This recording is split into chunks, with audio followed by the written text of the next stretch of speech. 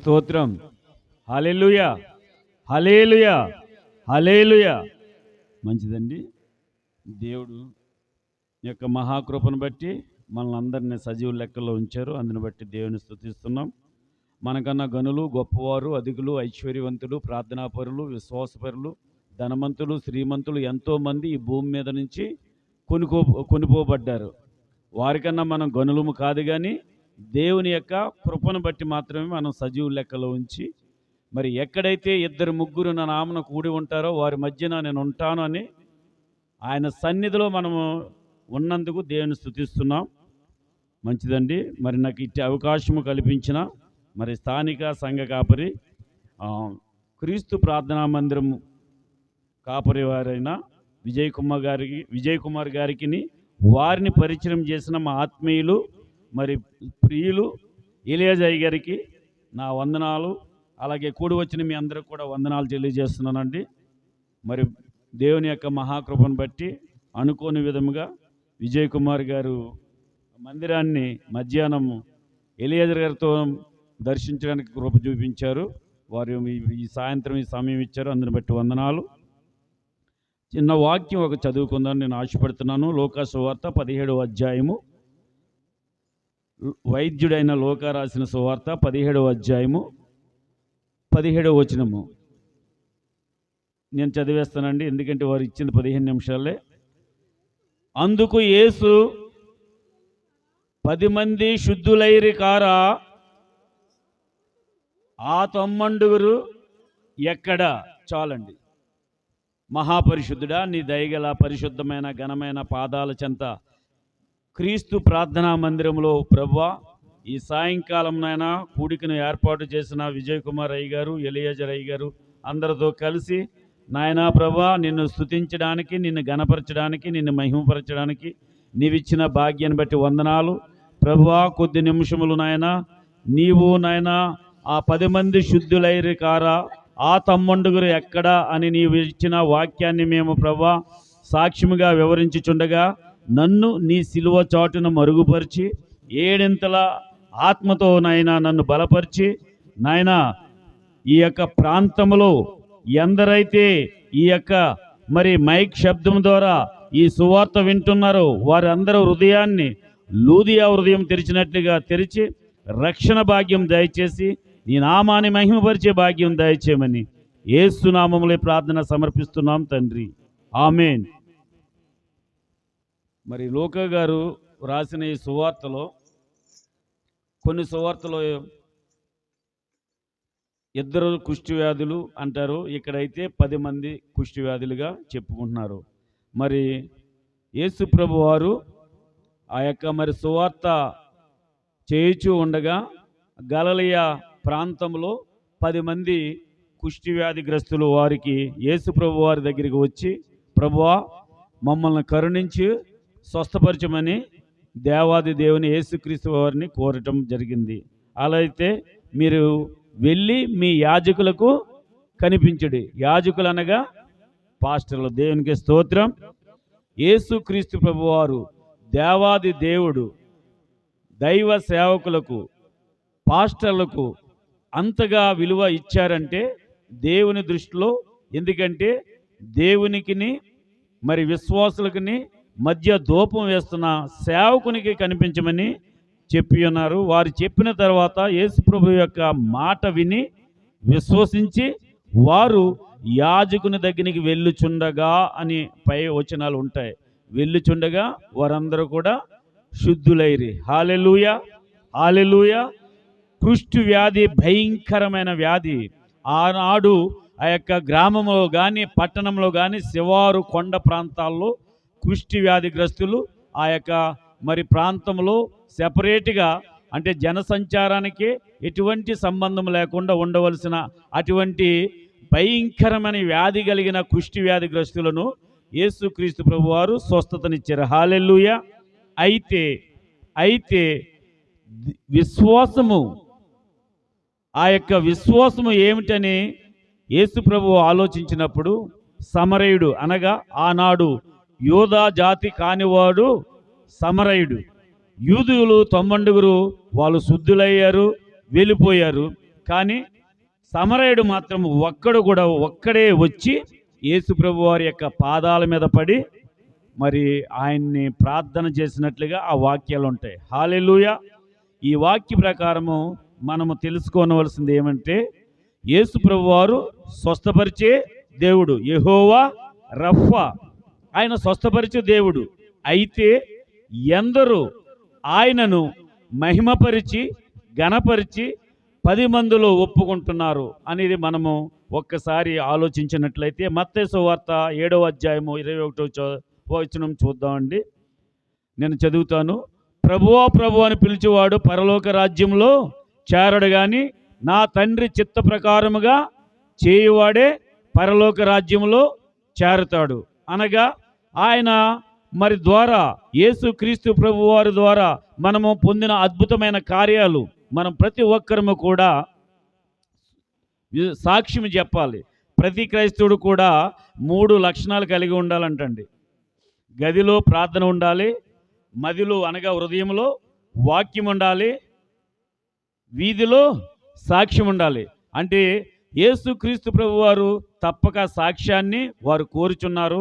దేవాది దేవుడు 2019 సంవత్సరంలో చనిపోయిన నన్ను బ్రతికించుకుని ఈనాడు మీ మధ్యన వరలక్ష్మి నగర్ కాలనీలో క్రీస్తు ప్రార్థనా మందిరంలో మరి విజయ్ కుమార్ గారి యొక్క మరి మందిరంలో సాక్ష్యం చెప్పడానికి దేవుడు నాకు ఇచ్చిన గొప్ప భాగ్యాన్ని బట్టి దేవునికి స్తుతిస్తున్నాను. హల్లెలూయా, హల్లెలూయా. మరి నా పేరు బయ్యే రాము అండి. పశ్చిమ గోదావరి జిల్లా నిడదవోలు మండలం సింగవరం అనే కుగ్రామంలో నేను జన్మించాను 1964లో. అక్కడ మా గ్రామం చుట్టూ ఎర్రగాల ఉంటుందండి, మహాసముద్రంలాగా ఉంటుంది. వర్షాకాలము అంతా కూడా సముద్రంలాగా పొంగిపోయి ఉంటుంది. అటువంటి కుగ్రామంలో పుట్టిన నన్ను ఉన్నతమైన మరి చదువులు దేవుడు చదివించాడు. అయితే నాకు 2000 సంవత్సరం అనగా నాకు సుమారుగా 38-39 సంవత్సరాలు వచ్చే వరకు కూడా నా తాత ముత్తాతలు నాటి వారు మరి వృత్తి ప్రకారంగా గ్రామ నౌకర్లుగా మేము పనిచేసేవారమండి. అంటే మా తాతల నాటి నుంచి గ్రామ నౌకర్లు అనగా పట్టణాల్లో తెలియదు కానీ పల్లెటూరులో అందరికీ తెలుసు. నౌకర్లు అనగా మున్సిపల్ కర్ణాల దగ్గర పనిచేసేవారు. వారు వారసత్వంగా మరి వస్తున్న ఆ వృత్తి అండి. మా తాతయ్య గారి పేరు రామయ్య. ఆ రామయ్యను బట్టి నా పేరు రాము అని మా తండ్రి నామకరణం చేశాడు. అలాగే ఎట్టి వాళ్ళు చేయవలసిన పని ఏంటంటే మరి మున్సిపల్ కర్ణాల దగ్గర సహాయం చేయడమే కాదు, ఆ గ్రామ దేవత యొక్క బలిచేటను ఆ యొక్క జాతర రోజున మరి ఆ బలిచేట ఊరంతా కూడా తిప్పి మొయ్యాలి. బలిచేట అంటే మీకు తెలుసో తెలియదు, పెద్ద చేట ఉంటుందండి. ఆ చేట నిండా కుంచుడు అన్నము పోస్తారు. ఆ 12వ రోజున దున్నపోతును తలకాయని నరుకుతారు. ఆ దున్నపోతు తలకాయ నరుగుతుండగా ఆ రక్తము కారుచుండగా ఆ యొక్క చేటలో తలకాయ పెడతారండి. ఆ తల పెట్టిన తర్వాత ఎట్టివాడు అనగా మా వంశము నుంచి మా తాత ముత్తాతల నుంచి మరి వచ్చిన నా తండ్రి గారు బయ్యే నాగయ్య గారు ఆ యొక్క మరి బలిచేట మోసేవారు. అయితే చీకటి పడింది మొదలుకొని తెల్లవారుల వరకు అమావాస్య రోజున అది వస్తుందండి. ఆ పొలిమేరంతా అంటే గ్రామము ఎంత విశాలం ఉందో దాని పొలిమేర చుట్టూ కూడా ఆ బలిచేట పట్టుకుని మరి తిరగాలి. అప్పుడు ఏంటంటే ఆ ఊరిలో ఉన్న మగవాళ్ళందరూ కూడా కర్రలు వేసుకుని దాని కాపుదల పైన నాట్యం టప టప టప కొడతా ఉంటారు. ఎందుకంటే ఆ శక్తులు ఆ యొక్క దున్నపోతు తలను తినివేయడానికి పైకి ఎత్తుకుపోతాయని, ఎత్తుకుపోకుండా ఊరిలో ఉన్న మగవాళ్ళందరూ కూడా విపరీతమైన శబ్దాలు చేస్తూ బేరీలు మోగిస్తూ కొడతా ఉంటూ చాలా భయంకరంగా ఉంటుంది. నా తండ్రి రాత్రంతా తిరగలేనప్పుడు మరి నేను కూడా నా తండ్రి వారసుడిగా ఆ బలిచేట కూడా ఎత్తుకుని తిరిగినవాను. అటువంటి జీవితంలో మరి నన్ను ఇంకా నేను చెప్పాలంటే అనేక విషయాలు ఎంతో భయంకరంగా చెప్పొచ్చు. మరి పౌలు గారు చెప్పినప్పుడు పూర్వము నేను హింసకుడును, దోషకుడును, హానికరుడును. ఆనాటి భయంకరమైన పాపస్థితి నుంచి దేవాది దేవుడు 1999 సంవత్సరంలో నా పెద్ద కుమార్తె నా చావు బ్రతుకుల మధ్యన ఉన్నదండి. 10వ నెలలో భయంకరమైన వాంతులు విరోచనాలు. అయితే నా పెద్ద కుమార్తెకి పుట్టెంటికలు అన్నవరంలో తీశాను. అన్ని గుళ్ళు గోపురు 7 కొండలు ఎక్కేవాడిని, కాలినడకని వెళ్ళేవాడిని వచ్చేవాడిని. అటువంటిది ఏ మరి దేవత, ఏ దేవుడు నా బిడ్డను బ్రతికించలేదు. అప్పుడు నాకంటూ తెలిసింది ప్రేమ, కన్న ప్రేమ. ఆఖరిగా యేసుక్రీస్తు వారు రక్తము కార్చారని నాకు తెలుసు, విన్నాను, కానీ నేను విశ్వసించలేదు. కానీ ఆనాడు నా కుమార్తె చనిపోతుందన్నప్పుడు, అనగా ఆ 10వ నెలలో బిడ్డలో ఆ చేతులతో ఎత్తుకోవడానికి కూడా అవకాశం లేని స్థితి. అప్పుడు దేవుని యొక్క యేసు నామములో ప్రతి మోకాళ్ళు వంగాలని వాక్యము నా పట్ల దేవుడు నెరవేర్చి, అనుకోకుండా నా బిడ్డ చనిపోతుంది అని, ప్రభువా ఇదిగో చనిపోయిన లాజర్ను బ్రతికించావంట కదా, కుష్టు వ్యాధి గ్రస్తులను బ్రతికించావంట కదా, స్వస్థపరిచావంట కదా అని దేవుని యొక్క పాదాలు పట్టుకొని, నాకు తెలిసి తెలియని ఆ ప్రార్థన ఒకటే ఏడుపు, ఏడుపు, కన్నీరు మున్నీరుగా నా కన్నీరు, నా చీమిడి అన్నీ కూడా ఈ చెమట ఏకమై ఏడుస్తూ తడిచిపోతున్నట్టుగా రాత్రంతా ఏడుస్తూ ఏడుస్తూ ఏడుస్తూ తెల్లవారేసరికి మరి నాకు స్పృహ లేకుండా అలిసిపోయి పడిపోయానండి. దేవుని యొక్క మహాకృప అడుగు వాటికంటే, ఊహించు వాటికంటే అత్యధికంగా చేయగల దేవుడు, నా దేవుడు యేసుక్రీస్తు ప్రభువు వారు నా కుమార్తెని స్వస్థపరిచాడు. దేవునికే మహిమ కలిగిన గాక. నమ్మిన వాళ్ళందరూ కూడా చప్పట్లు కొట్టి దేవుని నామాన్ని గణపరుద్దాం. ఆయన స్వస్థపరచు దేవుడు, యెహోవా రఫా అని చెప్పాను. ఆనాటి నుంచి దేవుని యొక్క పరిశుద్ధమైన పాదాలు నేను విడవలేదు.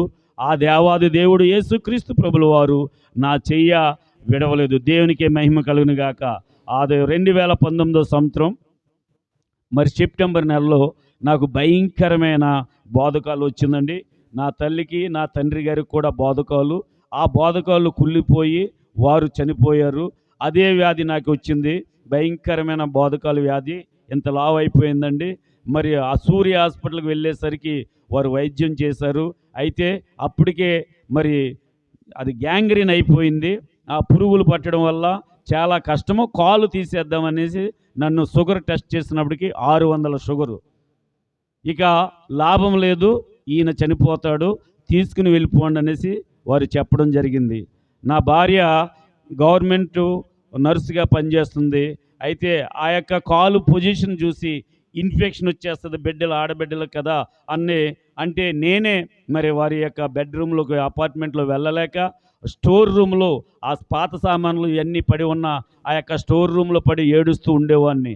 అయితే నేను మాటలతో ఈనాడు చెప్తున్నాను, కానీ ఆనాడు తెలుసా నేను ఉన్న స్థితి ఏంటంటే, అగ్ని ఆరదు, పురుగు చావదు, నరకములో ఎటువంటి స్థితి మరి మనము పరిశుద్ధమైన గ్రంథంలో తెలుసుకుని వింటున్నామో, ఆనాటి నా కాలు కూడా మరి నా కాలు మీద పెట్రోల్ పోసి నిప్పు పెట్టి అగ్ని అండిస్తే ఎంత బగ మండుతుందో అంత మంట తట్టుకోలేని స్థితి. ఇక ఈ బ్రతుకు అనవసరం, చావే నాకు శరణం అంటూ, కానీ నా కుమార్తెను బ్రతికించిన దేవుడు, ఎన్నో అద్భుతమైన కార్యాలు చేసిన దేవుడు, ఈనాడు కూడా కార్యాలు, దేవుడు సజీవుడు, నిన్న నేడు రేపు ఏక రీతిగా ఉన్నవాడు, సదాకాలము మీతో ఉన్న అని చెప్పిన దేవుడు నమ్మదగినవాడు, ఎంతైనా నమ్మదగినవాడని నేనైతే ఆ స్టోర్ రూమ్లో ఉండి ప్రార్థన మానలేదండి. ఈ కాలండి ఎలాగా ఆ సామాన్లు కానీ బట్టలు కానీ పైకి పేర్చుకుని, ఎందుకంటే తట్టుకోలేకపోయేవాడిని, ఆ హింస, ఆ మంట భరించలేకపోయేవాడిని. కాళ్ళు పైకి పెట్టుకుని తల కిందకి ఏలాడేస్తూ, ఇర్మియా గ్రంథంలో చెప్తూ ఉంటాడు కదా, 9వ అధ్యాయము 1వ వచనంలో, నా తల జలమయముగాను నా కళ్ళు కన్నీటి ఓటలుగాను. నా స్థితి అదండి. నేను దేవుని నామాన్ని గణపరచడానికి చెప్తున్నాను, కానీ నేను ఏమాత్రము హెచ్చించుకోవడానికి నేను యోగ్యుని కాదు. ఆనాటి స్థితిని చెప్తే, ఎందుకంటే యేసుక్రీస్తు ప్రభులు వారు అడిగారు, ఆ తమ్మండుగురు ఎక్కడ? అది మరి నేను ఈ రోజున చెప్పడానికి, నేను బ్రతికిన సజీవుల్లో మరి ఉండటానికి కూడా ఆ అద్భుతమైన దేవుని యొక్క కార్యాలు మీకు తప్పక చెప్పదు. ఆనాడు మరి ఇఫ్వానియా లూథరన్ సంఘం ఐఎల్టీడీ జంక్షన్లో తెల్లవారుజామున 5 గంటల నుంచి 6:30 వరకు కూడా అక్కడ ఆరాధన జరుగుతుంది. మరి సంఘ కాపరి గారు, పాస్టర్ గారు వచ్చి వాక్యం చెప్తారు. నేను అదే స్థితిలో ఆ కాలు ఏలాడేసుకుంటా మరి మెల్లిగా వెళ్ళి బండెక్కేసి ఆ బండి నుంచి ఎక్కేసి ఆ ఇఫ్వానియా లూథరన్ సంఘానికి వెళ్ళి అక్కడ ప్రార్థనలో పాలు పంపులు పొందుకుని ఒక మూలకు పడి బేరని ఏడుస్తూ, ప్రభువా ప్రభువా, నీవు ఎన్నో అద్భుతమైన కార్యాలు చేస్తావు, చనిపోయిన లాజరును బ్రతికించావు, కుష్టి వ్యాధిగ్రస్తులను స్వస్థపరిచావు, గుడ్డి వారికి కన్నులునిచ్చావు, కుంటి వారికి కాళ్ళునిచ్చావు, నాయన రక్తస్రావం కలిగిన స్త్రీని స్వస్థపరిచావు, 38 సంవత్సరాల బేతెస్తా కోనేరు దగ్గర పడి ఉన్న రోగిని స్వస్థపరిచిన దేవుడు, నీకు ఈనాడు నన్ను స్వస్థపరిచగల దేవుడు, నువ్వు శక్తిగల దేవుడు అని నేను నమ్ముతూ ఆయన పాదాలట్టుకొని ప్రార్థన చేశాను. అన్న ప్రార్థన చేసినట్టుగా, ప్రభువా ఇదిగో నువ్వు నాకు ఒక మగబిడ్డనిస్తే నేను నీ సేవకు నేను ఇస్తాను అని అన్న ప్రార్థన నాకు జ్ఞాపకం వచ్చి, ప్రభువా ఇదిగో నేను ఎలాగో చనిపోతున్నాను, నన్ను నువ్వు బ్రతికిస్తే నా జీవితం ఇక నీకు అంకితం చేస్తాను, హల్లెలూయా హల్లెలూయా అని ప్రార్థన చేసినప్పుడు అద్భుతకరుడు, ఆశ్చర్యకరుడు, ఆలోచనకర్త, బలవంతుడగు తండ్రి, నిత్యుడు తండ్రి, ఆయన మరి అడుగు వాటికంటే ఊహించే వాటికంటే అత్యధికంగా చేయగల శక్తివంతుడు నా దేవుడు, గొప్ప శక్తి ఆయన ఆ యొక్క ఎఫ్వానియా లూథరన్ సంఘంలో ఆ ఆల్టర్ నుంచి ఆ యొక్క అభిషేకం, ఆ పరిశుద్ధమైన ఆవరణం నుంచి నన్ను ఆవరించడం మొదలెట్టింది. హల్లెలూయా. బగ మండిపోతున్న నా కాలు హిమాలయ మంచులో ఉన్నట్టుగా చల్లని ఆ యొక్క స్పర్శ నన్ను రాగానే నా బోధకాల్లో ఉన్న ఆ భయంకరమైన బొబ్బలు, ఆ విపరీతంగా ఉన్న స్థితి మారిపోయిందండి. హల్లెలూయా. కుష్టి వ్యాధిగ్రస్తుడు నయామాను ఆ నదిలో మునిగినప్పుడు ఏ విధంగా స్వస్థత పొందాడో అద్భుతమైన కార్యం చేశాడండి దేవుడు. మరి ఆనాడు దేవునికి సమర్పించుకున్నాను, ఆనాటి నుంచి అనేకమైన ప్రాంతాలకి సువార్త ప్రకటిస్తున్నాను. మరి అప్పటికి నేను 33 సంవత్సరాలుగా సీనియర్ న్యాయవాదిగా కొవ్వూరు కోర్టులో పనిచేస్తున్నాను. నా దగ్గర అనేక మంది న్యాయవాదులు తరఫీదు పొందారు, వారు ఉన్నతమైన స్థితిలో ఉన్నారు. ఆ న్యాయవాద వృత్తిని పక్కన పెట్టాను, దేవుని నామాన్ని చేతపట్టాను.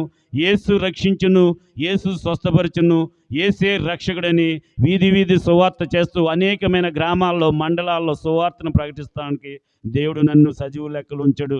దేవునికి మహిమ కలిగిన గాక. ఆ ఎఫ్వానియా లూథరన్ ప్రతి నెల లూథరన్ సంఘం వారు గ్రామాన్ని సువార్తకి వెళ్తూ ఉంటారు. ఆ విధంగా షేక్ మక్బుల్ గారని మరి ఆయన దైవ సేవకుడు, ఆయన ముస్లిం మతం నుంచి క్రైస్తవుడిగా వచ్చారు.